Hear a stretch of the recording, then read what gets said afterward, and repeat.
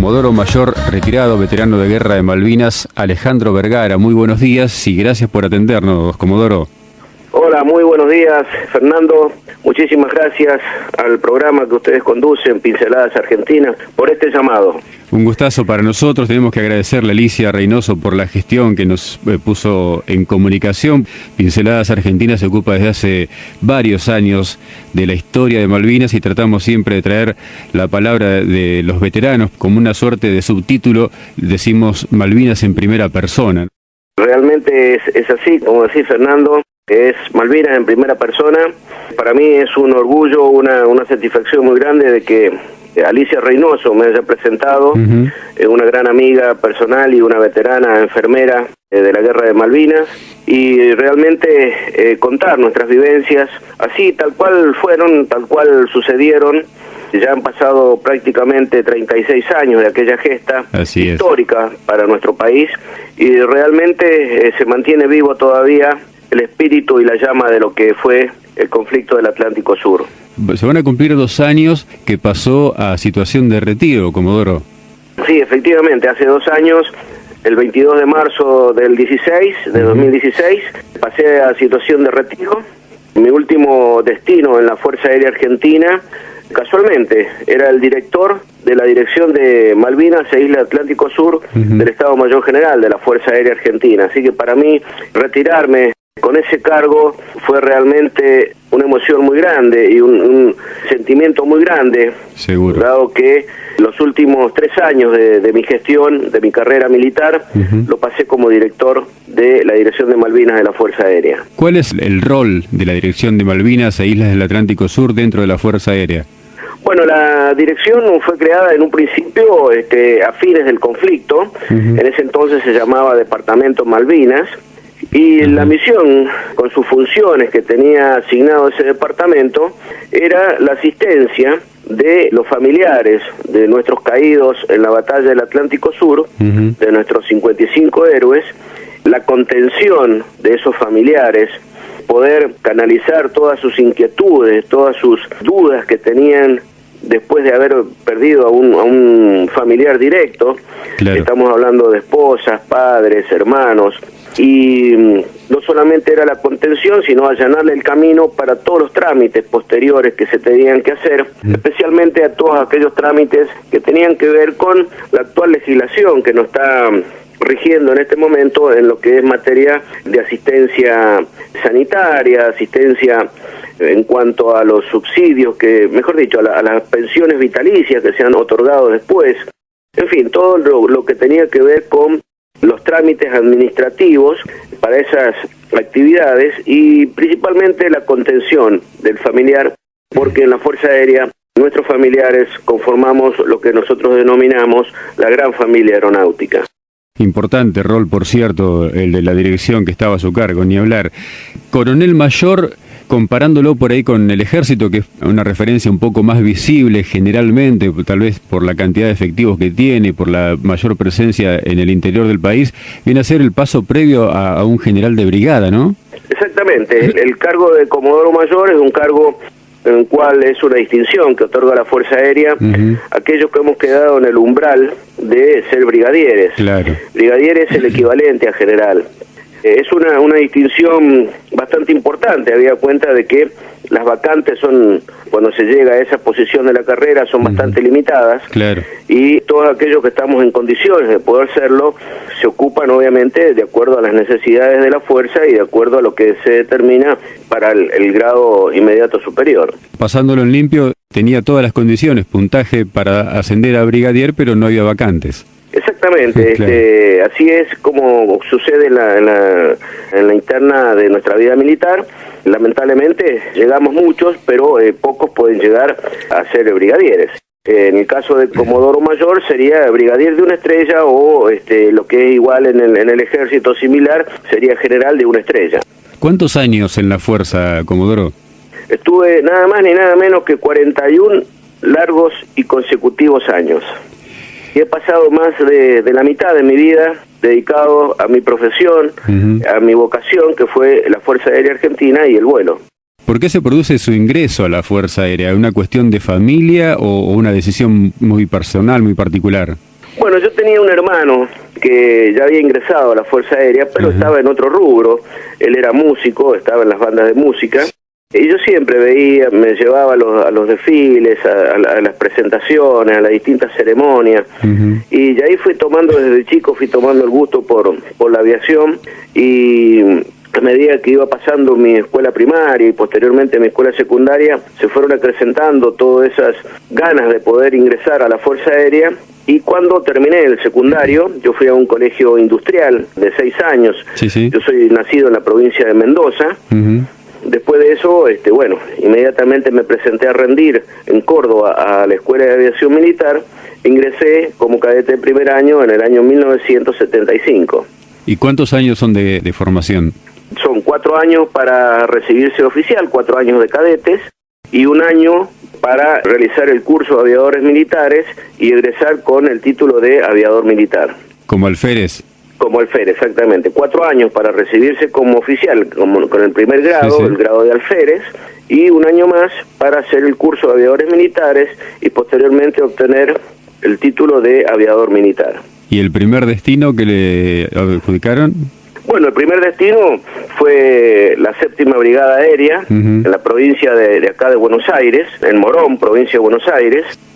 No tenía mucho conocimiento de dónde estaba, o sea, la había sentido nombrar, pero no lo ubicaba muy bien físicamente en qué sector se encontraba, hasta que en el año 79, a mediados 79, en agosto del año 1979, nos destinan a un grupo de oficiales.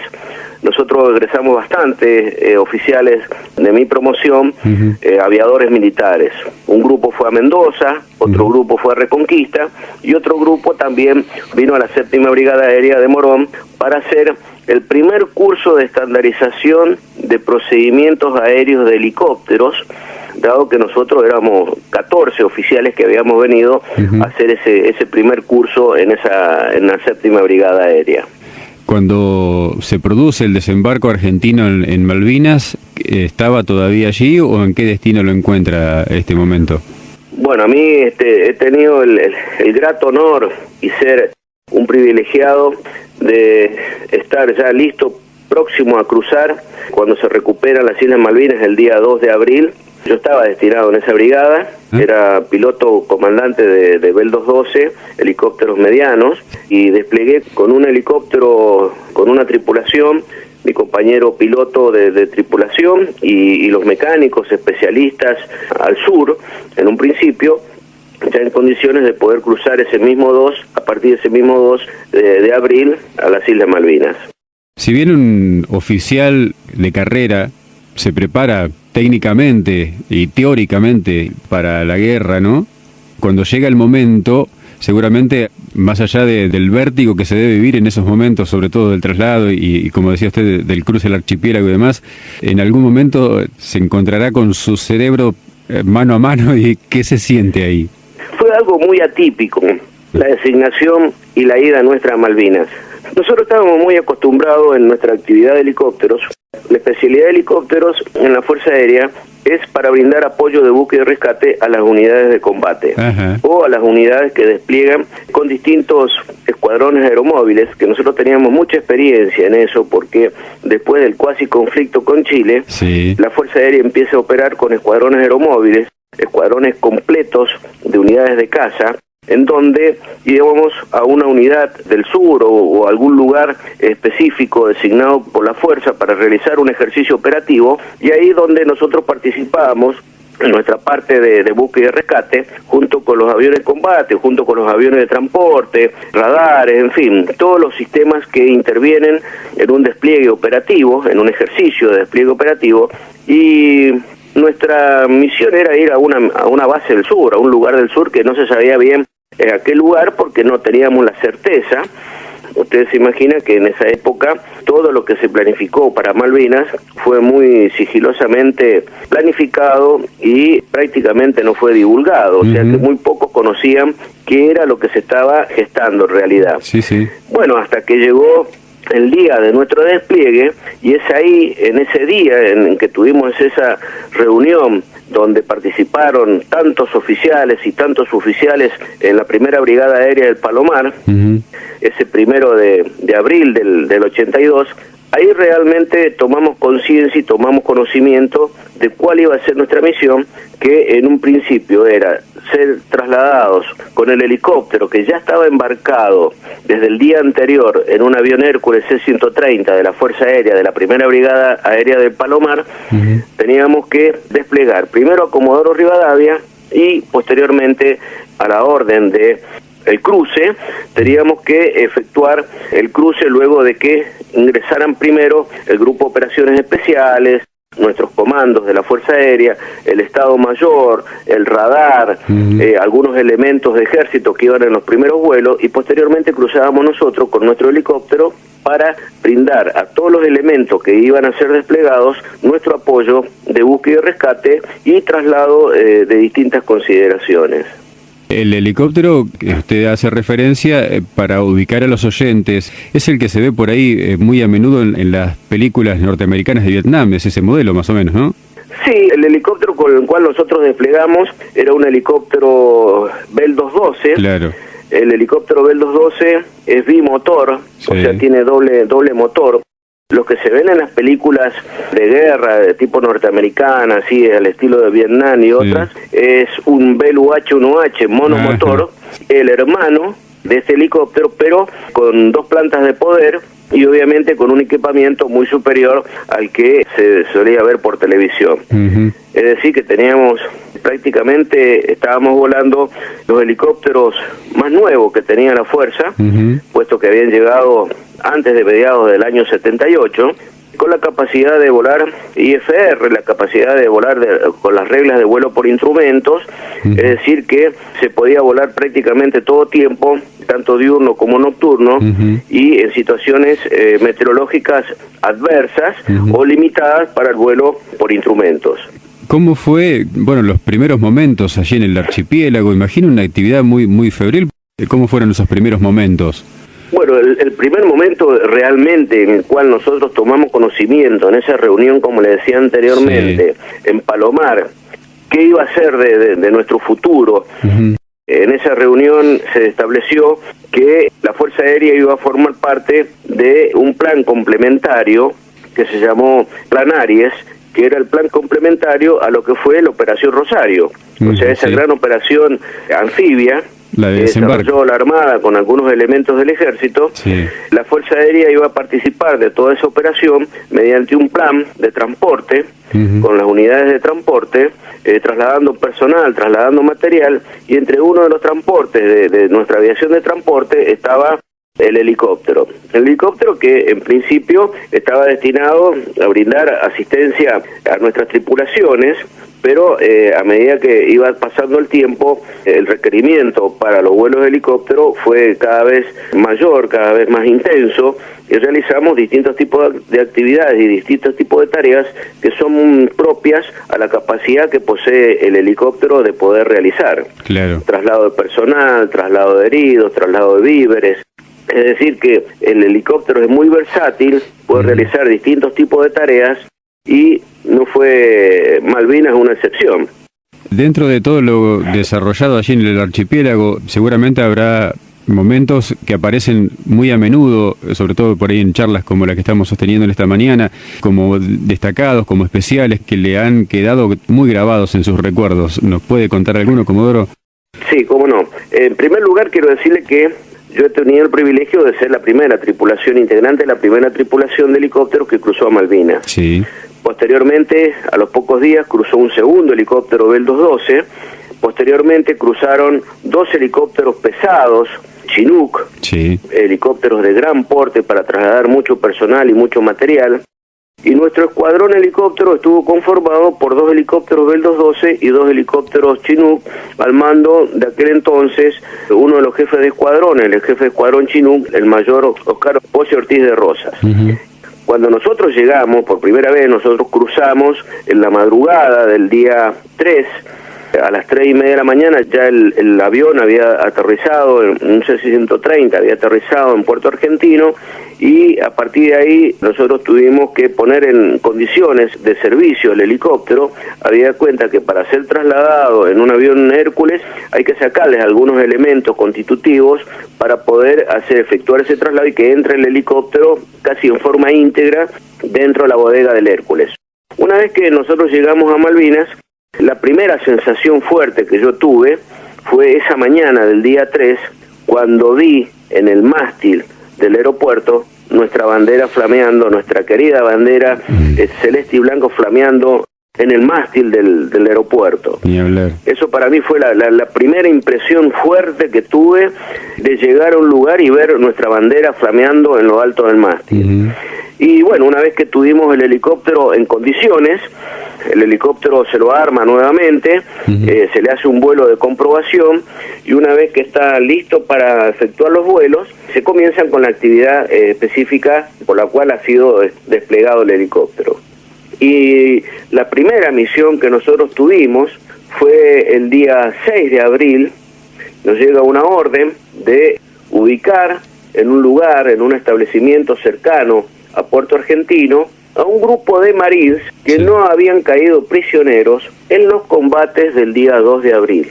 El día 2 de abril, ustedes recordarán que se producen los combates después de que desembarca la Operación Rosario en Puerto Argentino, cerca de la casa del gobernador. Se producen algunos pequeños encuentros bélicos, o sea, algunos cruces con los Royal Marines que estaban desplegados en Malvinas, y después de la muerte del capitán Giachino, la herida a un oficial y a un suboficial, los Royal Marines rinden la plaza, el gobernador rinde la plaza, y después son todos tomados prisioneros y son trasladados desde el aeropuerto de Puerto Argentino hacia Comodoro Rivadavia, en donde estaba esperando un avión de Fuerza Aérea, un Boeing 707, donde los traslada al Aeropuerto Internacional de Carrasco, en Montevideo, donde son entregados a la Cruz Roja y después son repatriados a Inglaterra. En esos combates, 6 de estos Royal Marine que estaban cerca del cuartel donde ellos estaban alojados, se escapan en un gomón, porque hay como una especie de puerto ahí en el lugar donde estaban los Royal Marines, y se escapan en un gomón, cruzan una pequeña lengua de agua hacia otra parte de la isla Soledad, muy próxima a ese lugar y próxima al aeropuerto de Puerto Argentino, en donde se refugian en un establecimiento. Y la primera misión que nosotros tuvimos fue ubicar ese establecimiento, tratar de no entrar en combate y capturar a esos Royal Marines, que eran 6 Royal Marines que habían escapado de los combates del día 2 y un cartógrafo que se encontraban en ese establecimiento. Nos dan la orden de ir a hacer esa tarea. Con nosotros viene una patrulla del grupo de operaciones especiales, que eran nuestros comandos de Fuerza Aérea, y una vez que pusimos el helicóptero en marcha, nos dirigimos hacia ese establecimiento, hicimos un sobrevuelo, aterrizamos a una distancia prudencial, se bajan los efectivos del grupo de operaciones especiales, rodean ese establecimiento, y los 7 Marines se entregan sin ofrecer ningún tipo de resistencia, sin ofrecer ningún tipo de combate, a nuestra patrulla del grupo de operaciones especiales. Esa fue nuestra primera misión operativa. En 2 vuelos los trasladamos a Puerto Argentino, dado que no entraban todos los 7 Royal Marines y los 6 nuestros, más nuestra tripulación, no entrábamos todos en un solo vuelo. Entonces tuvimos que efectuar 2 traslados desde el establecimiento a Puerto Argentino, donde lo estaban esperando las tropas nuestras, y posteriormente fueron replegados también, igual que el grueso que fue replegado el día 2 a Comodoro Rivadavia, y posterior fueron replegados y repatriados a Inglaterra. Esa fue nuestra primera misión operativa, apenas empezó el conflicto, en nuestra permanencia en Malvinas.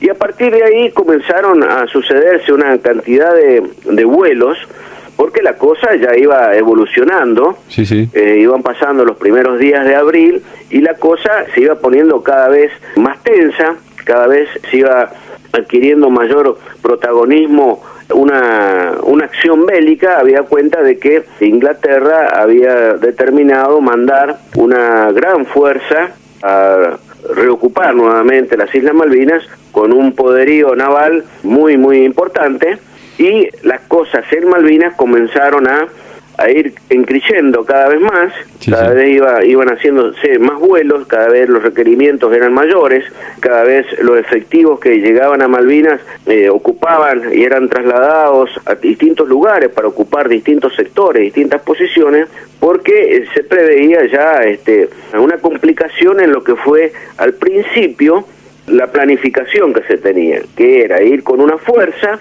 estar unos días, negociar la soberanía, si era necesario colocar las 3 banderas, la bandera de Naciones Unidas, la bandera argentina y posteriormente la bandera inglesa, mientras se iba negociando todo eso, volverse todos los efectivos argentinos a dejar una pequeña guarnición, pero claro, la cosa fue evolucionando desfavorablemente, digo yo, hacia lo que después fue un conflicto armado. Seguro. Hubo, un tiempo hasta que se produce el desembarco de las tropas de la Fuerza de Tareas inglesa, en que fue todo preparativos, traslado, toma de posiciones, ubicación de los efectivos, y cuando empezó el despliegue de las tropas británicas en las islas, ¿cómo fue la actividad a partir de ahí? Bueno, nosotros, una de las tareas fundamentales que tuvimos con los helicópteros fue, primero, con nuestro helicóptero, porque todavía no había llegado el segundo helicóptero. El segundo helicóptero llegó el día 8 de abril, también embarcado en un Hércules C-130, otro helicóptero Bell 212. La tarea que teníamos nosotros era de efectuar vuelos de exploración y reconocimiento sobre la isla Soledad para tratar de implementar una base de alternativa, una base de operación para la Fuerza Aérea.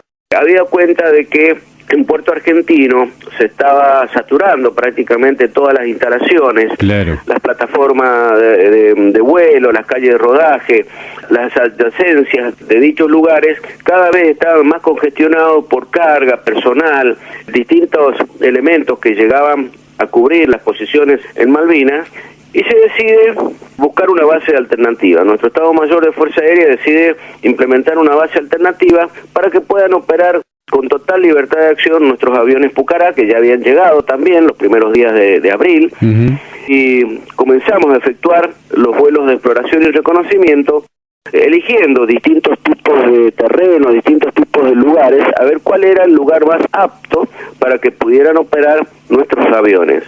Se elige así en la zona de Darwin, después de efectuar algunos reconocimientos por otras zonas también, que el terreno que se había observado en las proximidades de Darwin reunía las condiciones como para que el escuadrón Pucará pudiera operar sin ningún tipo de inconveniente. Es así que en dicho lugar se aprueba que ese iba a ser el lugar de operación y se crea una base alternativa que se llama Base Aérea Militar Cóndor. El 15 de abril comienzan los preparativos de la conformación de esta base, se comienza a trasladar absolutamente todo el personal y el material para implementar dicha base. A ese lugar nosotros llevamos lo que fue todo el servicio de mantenimiento y el servicio de armamento y el servicio técnico del Escuadrón Pucará, todo el personal, todo su material, nuestro propio material de helicópteros. Ya para ese entonces teníamos los 4 helicópteros.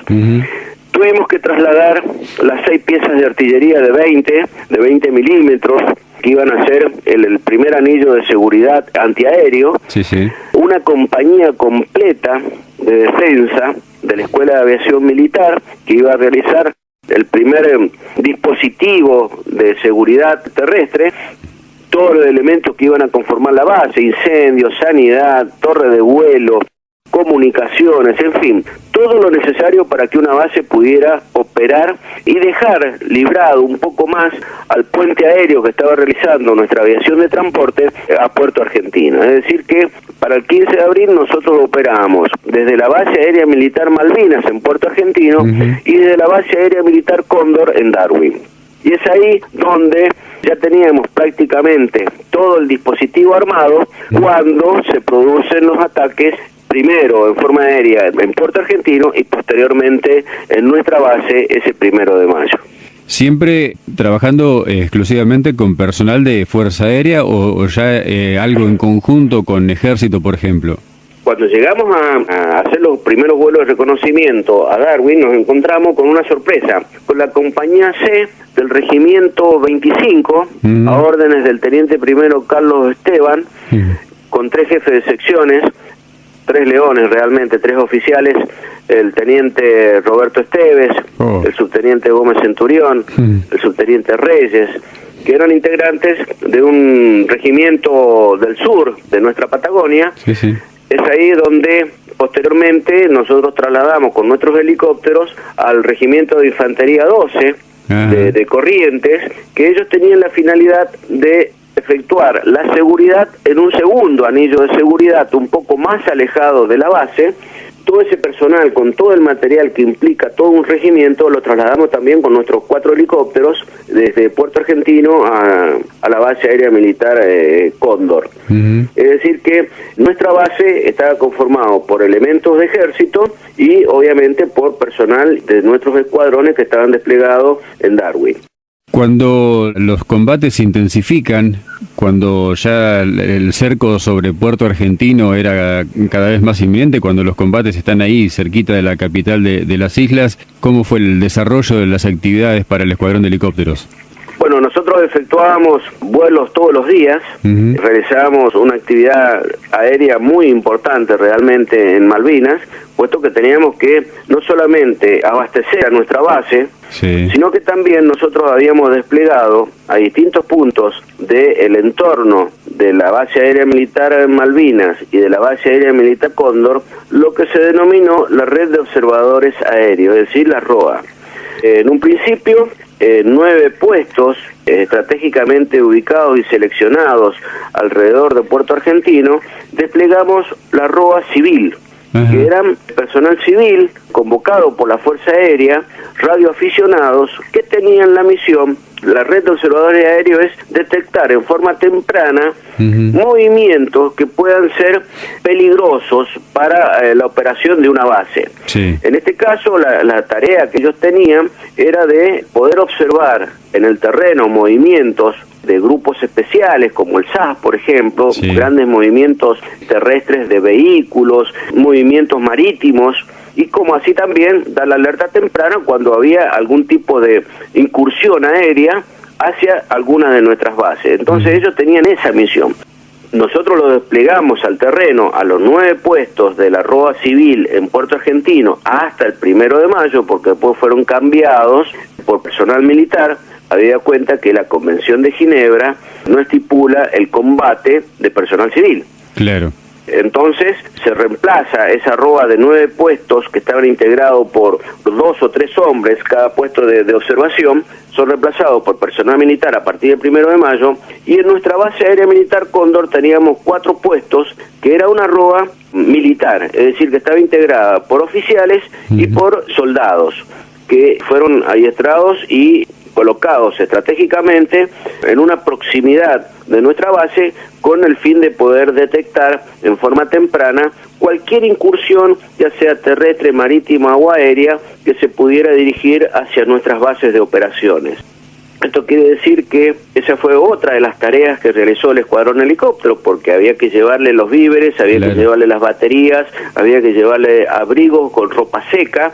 Ellos estaban en una carpa a la intemperie, en el medio o en las alturas de los distintos cerros, las distintas elevaciones que tiene Malvinas, y había que abastecerlo cada 3 o 4 días, había que efectuar esa recorrida, esos vuelos, cuando la meteorología y el viento nos lo permitía.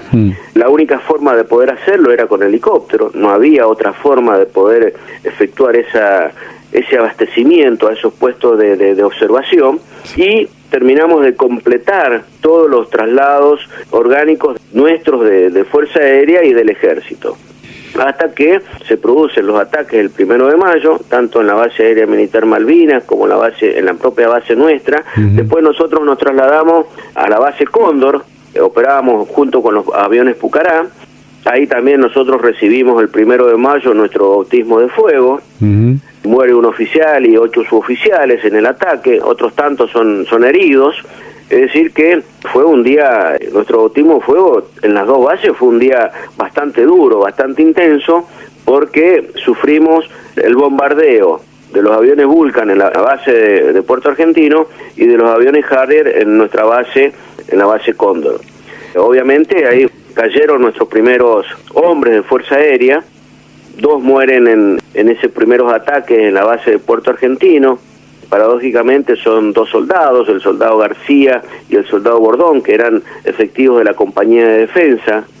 En nuestra base muere próximo a su avión el teniente Juquic, piloto de Pucará, con todo su personal desplegado alrededor de su avión, personal de mecánicos y personal de armeros que estaban asistiendo la puesta en marcha para poder ir a cabecear y despegar esos aviones.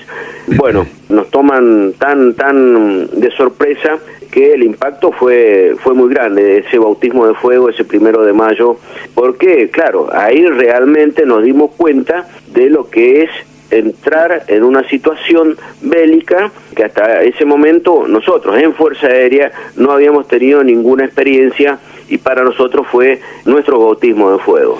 Como decía hoy, más allá de que uno se prepara para esto, seguramente para encontrarse con camaradas que han sucumbido a los bombardeos no se debe estar preparado del todo, ¿no? Obviamente, si bien estamos preparados, porque en época de paz nos preparamos para la guerra, sí, claro, porque esa es la misión del militar, prepararse obvio. En época de paz ante la eventualidad de que en el futuro pueda participar o haya algún conflicto. Pero es una cosa en época de paz y es totalmente distinto, totalmente diferente a lo que es en una situación realmente de combate, una situación bélica real, en donde uno tiene que aplicar todo lo que ha aprendido en sus años de instrucción, tanto como oficial como en la parte aérea, cuando uno es instruido como piloto, y tiene que poner en práctica todos esos conocimientos de modo tal de poder ser lo más eficiente en el cumplimiento de nuestras tareas. Seguro. ¿Situaciones de riesgo donde haya sentido que podía llegar a perder la vida en algún vuelo, Comodoro? Bueno, hemos tenido varias. Aparte era el 1 de mayo, hemos tenido varias porque nosotros siempre estábamos volando bajo la supervisión y bajo el atento accionar de nuestro radar en Puerto Argentino, y en más de una oportunidad, mientras nos encontrábamos en vuelo, el radar nos alertaba de una patrulla aérea de combate, que son aviones Harrier o Sea Harrier ingleses, que estaban sobrevolando nuestra zona, y obviamente cuando nos encontramos ante esa situación teníamos que hacer un aterrizaje de la forma más inmediatamente posible, de modo tal de que pasaran los aviones por nuestra vertical o por nuestro sector, y si atacaban a nuestro helicóptero, nosotros poder ponernos a resguardo de alguna forma si es que éramos advertidos por esas patrullas aéreas de combate. Seguro. Esto ha sucedido en varias oportunidades y realmente hemos tenido la suerte, la gracia de Dios de que nunca nos detectaron, porque nuestros vuelos eran todos vuelos rasantes a muy baja altura, donde poníamos en práctica todos los conocimientos de supervivencia aérea y terrestre, de modo tal de pasar inadvertidos y que las patrullas aéreas de combate no puedan distraerse en un blanco que a lo mejor no era tan rentable como sí lo podían hacer cuando estaban esperando y orbitando mientras efectuaban la espera del ataque de nuestros aviones de combate a la flota. Seguro. ¿Cómo fueron los momentos donde, bueno, se conoce dentro de todo el personal desplegado allí en el archipiélago el momento de la capitulación argentina, de cuando llega el final de los combates? ¿Cómo les llega a ustedes esta noticia? Bueno, previo a eso, nosotros entramos realmente en nuestra actividad específica, que era el rescate en combate. Sí. A partir del día 21, en que se hace el desembarco en San Carlos, nuestro escuadrón efectúa una tarea por la cual estuvimos siempre preparándonos y pudimos poner en práctica en esos días, que era la recuperación de pilotos que se tenían que eyectar porque si bien tenían un problema en su máquina o eran alcanzados por algunos misiles de aviones o de los barcos que estaban en la zona de San Carlos. Es así que el día 21 efectuamos nuestro primer rescate en combate de un piloto de avión Pucará, que había salido a hacer un reconocimiento ofensivo sobre la zona de San Carlos, de nuestra base, de la base aérea militar Cóndor, y otra tripulación, no la mía, efectúa el rescate en combate del entonces mayor Tomba, piloto de Pucará. Al día siguiente, otra tripulación, el día 22, se toma conocimiento de que ha sido derribado en combate un piloto de Mirage M5 Dagger sobre la isla Gran Malvinas, y ahí parte un helicóptero con otra tripulación y lo rescata al mayor Piuma Justo. Posteriormente, en ese mismo vuelo, cuando estaban regresando, rescatan a un segundo piloto, al primer teniente Jorge Sem, y cuando llegan a la zona de un establecimiento en donde había posiciones argentinas, en Puerto Hobart, también recuperan a un piloto inglés que había sido derribado por un misil tierra-aire, es decir, que en ese vuelo fueron a buscar uno y trajeron 3 a nuestra base, 2 pilotos argentinos y un piloto inglés. Bueno, ese día, también el día 22 de mayo, se produce el rescate y el auxilio de los integrantes de la patrullera Río Iguazú, de la Prefectura Naval Argentina, que había sido atacado por aviones Harrier, ingresando al seno del Chosuel cuando iban dirigiéndose, llevando personal y material a nuestra base aérea militar Cóndor. Efectuamos todo el rescate de los heridos primero, ahí trabajamos con los 2 helicópteros Bell, de los heridos primero, llevándolo al Hospital Militar Conjunto, y posteriormente el resto de los tripulantes a nuestra base aérea militar Cóndor. Al día 23 debuta mi tripulación rescatando a un piloto en la Gran Malvina, a un piloto de avión M5 Dagger que había sido derribado el día 21, el primer teniente Héctor J. Luna, y al día siguiente, el día 24, la misma tripulación, es decir, mi tripulación, efectuamos el rescate de un piloto de la Armada que había sido derribado sobre el estrecho de San Carlos cuando estaban atacando la fragata Arden. Nos toca rescatar a ese piloto de avión A4Q, de una escuadrilla que había atacado a la fragata Arden, el capitán Filippi, Alberto Filippi, de nuestra Armada Argentina, también es llevado a nuestra base. Seguimos con los vuelos, se vienen los combates terrestres en la zona de Darwin, en la zona de Ganso Verde, cae nuestra base. Por fortuna de Dios, nosotros habíamos alcanzado a desplegar los helicópteros hacia Puerto Argentino, y desde Puerto Argentino efectuamos los últimos vuelos teníamos los helicópteros estacionados en una pista de carreras de hipódromo, ahí a los alrededores de Puerto Argentino. Recuperamos las patrullas nuestras del GOE que habían sido infiltradas en la retaguardia del enemigo. Posteriormente, cuando cae nuestra base el 29 de mayo, la base aérea militar Cóndor, yo efectúo el último vuelo de los helicópteros Bell 212, que es el rescate de un puesto de la red de observadores aéreos militares de la base aérea militar Cóndor, de un alférez y 2 soldados. Los helicópteros Chinook posteriormente regresan en vuelo desde Puerto Argentino a Isla de los Estados, Río Grande, Río Gallegos, y nuestros helicópteros Bell 212 lamentablemente quedan en Malvinas, los 2 helicópteros, el Hotel 83 y el Hotel 85.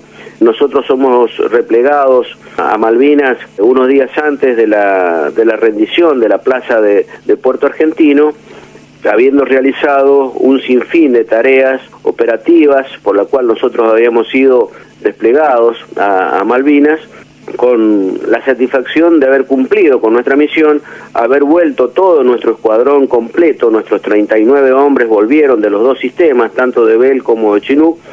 Los 2 Chinook volvieron de nuevo en vuelo y lamentablemente tuvimos la pérdida porque no pudimos traer de regreso, no había forma porque había que hacerlo a través de un C-130, no nos daba la autonomía para recuperar los helicópteros. Quedan nuestros 2 helicópteros bastante averiados después de un ataque de artillería, de un duelo de artillería británica argentina, son alcanzados por algunas esquilas y son dejados prácticamente fuera de servicio, donde ya no podíamos volar prácticamente más. La satisfacción es que, como le dije anteriormente, pudimos cumplir acabadamente con nuestro juramento sagrado de defender nuestra bandera si era necesario hasta perder la vida. Tuvimos el inmenso honor de haber participado de una gesta histórica. Nuestro escuadrón helicóptero realizó una de las actividades más interesantes y más importantes, junto con la de Pucará y demás, en las Islas Malvinas, puesto que éramos los únicos sistemas aéreos que estábamos desplegados en las propias islas. Volamos una gran cantidad de horas, hicimos una gran cantidad de tareas y realmente cumplimos acabadamente la tarea por la cual fuimos originariamente desplegados, que era la recuperación de pilotos derribados en combate. Nosotros recuperamos 7 pilotos, entre ellos un inglés, y la satisfacción posterior de haber sido uno de los integrantes de nuestra brigada, primero, de nuestro escuadrón y de la fuerza, en la defensa, en nuestro aporte de nuestro granito de arena a lo que fue la causa Malvinas. Eso nos llena de, en el caso particular, ¿no? Me llena de alegría, me llena de satisfacción haber podido poner de manifiesto toda la preparación que yo tuve en defensa de la patria, hecho que realmente colma las expectativas en el caso personal de cualquier militar y que nos llena de orgullo y satisfacción haber sido integrante desde muy joven de una gesta realmente histórica. Seguramente, orgullo en la máxima expresión. ¿Tuvo la oportunidad de volver a las islas, Comodoro? No, ¿sabés qué? No, Fernando, mejor dicho, he tenido oportunidad, pero no he querido. Y te voy a explicar el motivo por el cual, y le voy a explicar a la audiencia el motivo por el cual no quiero volver. Yo cuando llegué a Malvinas, te conté al principio que esa mañana nosotros llegamos de noche, a las 3:30 de la mañana, y esa mañana cuando sale el sol y nos levantamos, que nos habíamos recostado así con nuestras bolsas de dormir como para poder pasar esas últimas horas de la noche antes que se hiciera la claridad para poder comenzar a poner en servicio nuestro helicóptero, lo primero que vi fue lo que me impactó, la bandera argentina en el mástil del aeropuerto.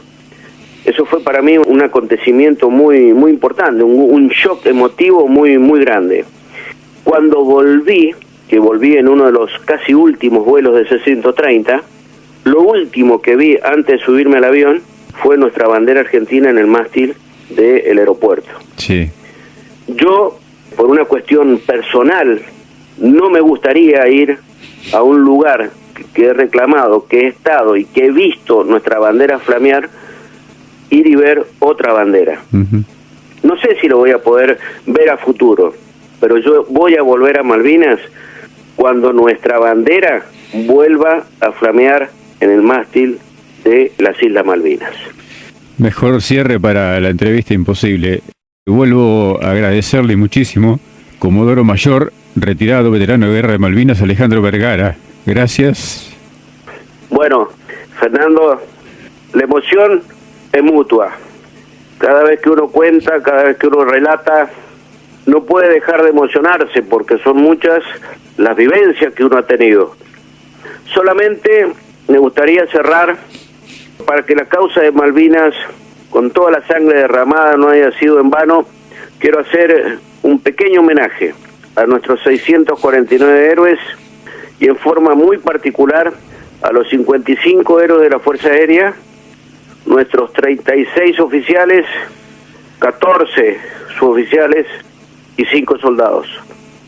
Ellos son el norte, ellos son los que guían nuestros pasos futuros y quiere decir que mientras tengamos el honor, el recuerdo de esa sangre derramada en combate por nuestra patria, estamos en el camino correcto. Honor y gratitud a todos nuestros héroes de la gesta de Malvinas. Gracias, Comodoro, muchísimas gracias. Las disculpas por la falta de profesionalismo, pero bueno. Querido Fernando, esto ha sido nuestro primer encuentro. Sí, seguro. Ojalá podamos volvernos a reencontrar personalmente, charlar de algunos temas que a lo mejor hayan podido quedar sin poder detallar o sin poder explicar. Y para todos los oyentes de esa prestigiosa radio, un saludo muy afectuoso de un integrante de la Fuerza Aérea Argentina que fue probado en combate y que gracias a Dios tuve la suerte, el honor de regresar, de poder contar todas estas historias y haber sido consecuente con el juramento que nosotros hicimos aquel 20 de junio, en donde hicimos el juramento sagrado de defender a nuestra querida bandera celeste y blanca. Comodoro Mayor Alejandro Vergara, le mando un abrazo enorme y muchísimas gracias nuevamente por este rato importante en tiempo que ha dispensado para nuestro programa. Un fuerte abrazo y muchas gracias. Un gran abrazo a vos, Fernando, un gran saludo para nuestra amiga en común, Alicia Reynoso, y un cariño y un saludo muy grande a toda tu audiencia. Un abrazo y hasta pronto, que nos podamos volver a reencontrar.